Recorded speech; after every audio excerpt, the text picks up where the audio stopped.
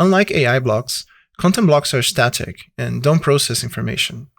Content blocks are helpful for tasks that require a lot of context, such as company context or any additional information about the problem you're trying to solve. Instead of placing prompts and additional context inside the instructions section of an AI task, you can break this down into multiple content blocks and connect them to the relevant blocks on the canvas.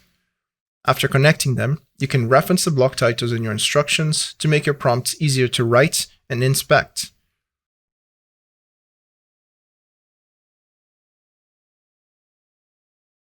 Let's look at another example.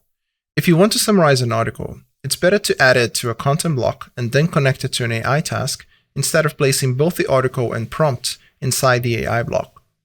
This two-block structure allows you to easily change this information in the future without having to rewrite the block instructions. Imagine you want to summarize multiple articles using the same workflow. All you need to do is paste a new article inside the content block, and the AI block will rerun and process the new article. Another benefit of keeping information in different blocks is that you can easily connect an existing block to any block on the canvas to give your AI tasks more context about your problem. Instead of rewriting instructions, all you need to do is to connect blocks and compare the results.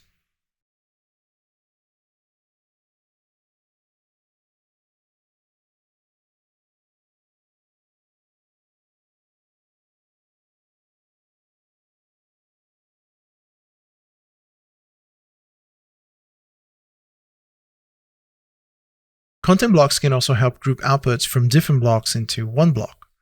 This is because content blocks will always show the information connected to its input.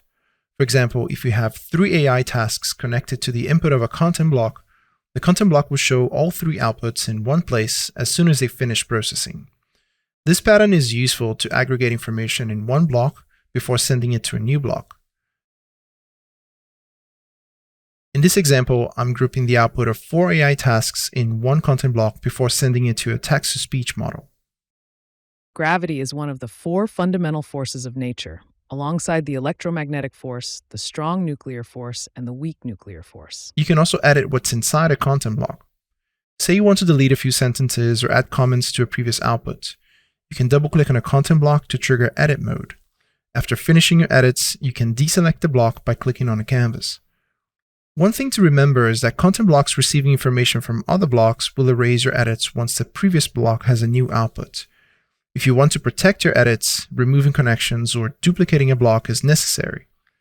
To duplicate a block, you can go to the menu and click on Duplicate Block.